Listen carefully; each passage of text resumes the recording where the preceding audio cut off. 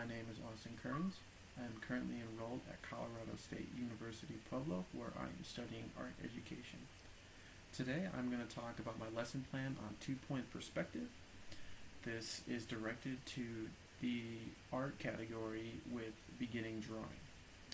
It is also in the high school level from grades 9 to 12, ages 14 to 18.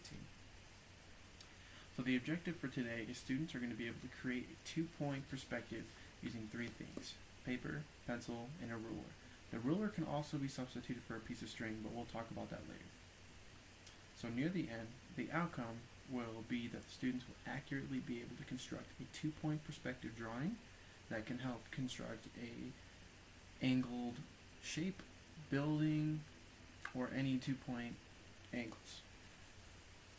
Later on, I'll actually demonstrate how to construct this drawing, how to accurately portray that from a straight angle and shows the vanishing points go to a straight stop.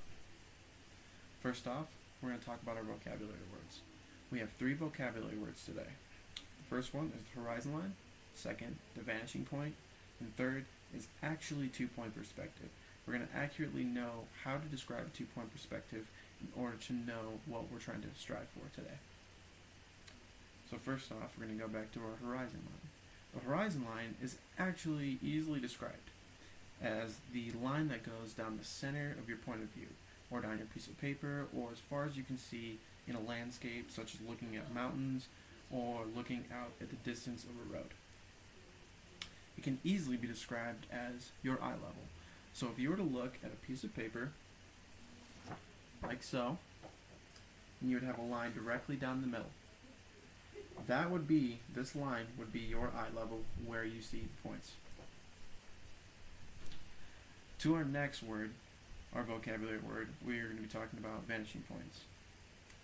The vanishing point can actually be described as the depth. Vanishing points can easily be described as the points on the horizon line in which recurring lines go to create depth. It's a trick that can be used to show depth that goes from your first drawn line to your vanishing points on the horizon line. We'll get back into that later. Now, the easiest way to talk about 2-point perspective, if you look into this, 2-point perspective can actually be described as linear perspective in which parallel lines along the width and depth of an object are represented as meeting at 2 separate points on the horizon line. But those are actually 90 degrees apart as measured from common intersections on the lines of projection. Kind of a lot of words there, but the easy way to describe that and sum it all up is that there are 2 vanishing points on the horizon line. Instead of 1-point perspective, which uses 1 vanishing point, 2-point uses 2. And that's exactly where your lines will disappear rather than just the 1. So starting off with 1 line and they go 1 point here, 1 point there. So we know now what 2-point perspective is, but how can we easily describe that? Like, what makes it hard to describe 2-point perspective from 1-point perspective? What differentiates from there? So we just talked about 2-point perspective. It's actually 2 separate points on the horizon line, and it shows common intersections when they cross the horizon line.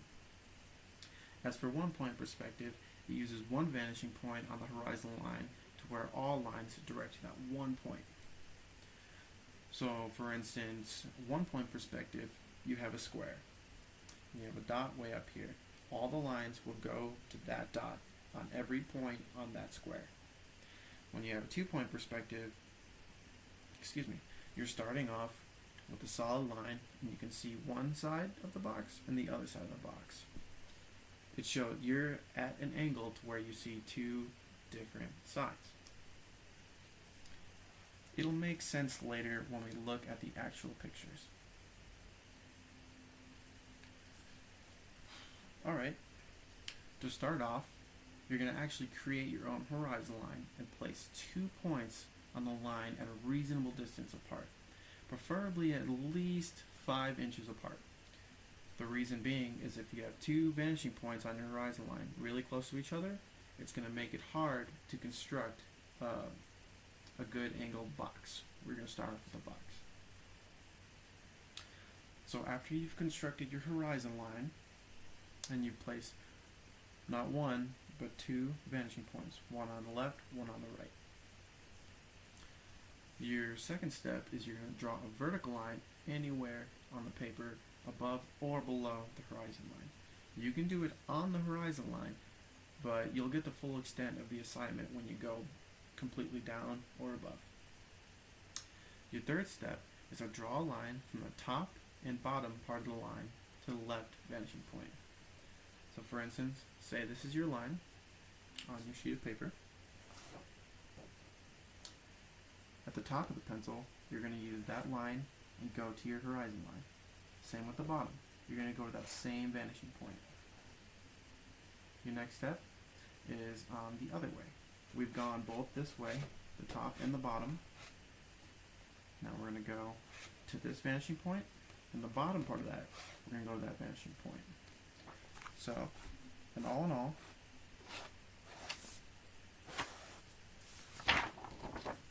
your line right here, at the tops and bottoms of these points, you should go to your vanishing points. So that's actually where we're going to construct the size of your box. To construct your box, you're going to have your line, and on the top and the bottoms of your angles, they're going to go all the way to your vanishing points on your horizon line. That is a really long box. If you were to look really far in front of you, it would go infinitely on long. So what you're going to do on your line, you can put a line at any point. So the line all the way goes up here, you can put a stop right there. So it's a perpendicular line later up in your lines, okay? That's what's going to construct your depth and your width, actually. So it goes one side, it can go as far as it wants, and the other side you can go short if you want. It just shows it's very thin, but very long. So in terms with this, your project is actually going to be able to create a 2-point perspective building. You'll be constructing your own building, your own city, your own theme. Absolutely endless. You can do anything you'd like with this. But there are a couple of recommendations you need to do. There needs to be some requirements you have to reach as well. First off, the size can be however big as long as it takes up a full 11 by 8 sheet of paper. You can even go bigger if you want, preferably a small sheet to get the hang of it. You must also, obviously, use 2 vanishing points.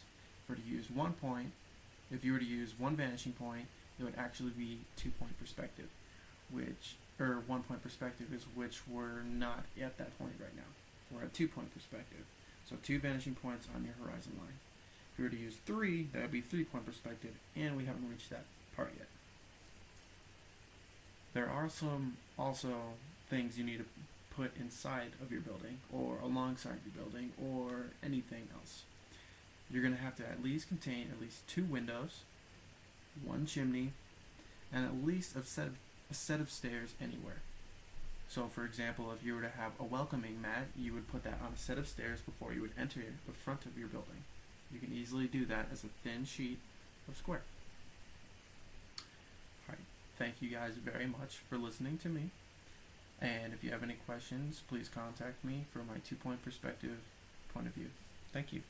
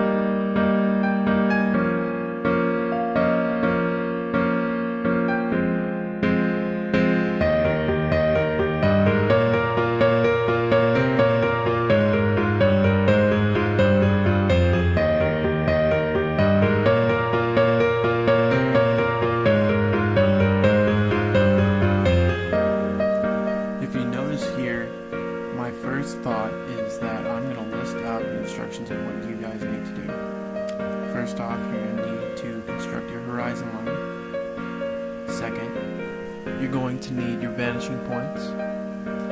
Third, you're going to need your vertical line at the center of the sheet. And the fourth is you're going to need to connect your vanishing points.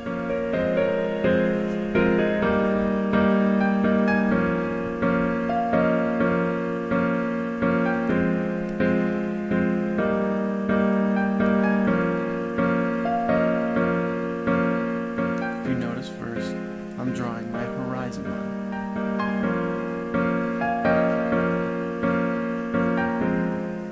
The horizon line should be at the center of the sheet, or at least at the angle of what you are going to construct your box. What I made next, if you notice in the center of the sheet of the paper, is my vertical line. That is the angle that I'm looking at when I'm creating my 2-point perspective box. Next, I put down 2 vanishing points. My 2 vanishing points are which I am going to make my receding lines go to those points to create depth, and then I'd later shorten those down to create the size that I want.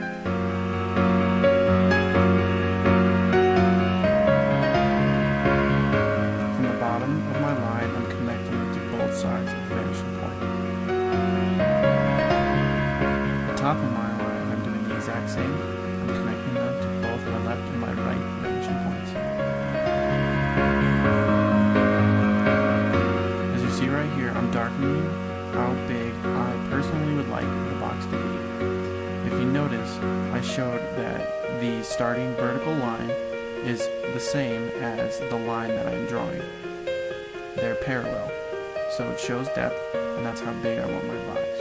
In the top left, if you notice, I need to somehow show the top part of the box, so I'm trying to connect that to my right vanishing point. I'm then connecting that line to the top horizon line. The horizon line should be parallel with the angle from the far right line to the top to create that top angle of the box. And I shaded in all of my box to show you what it looks like. Thank you guys for paying attention to the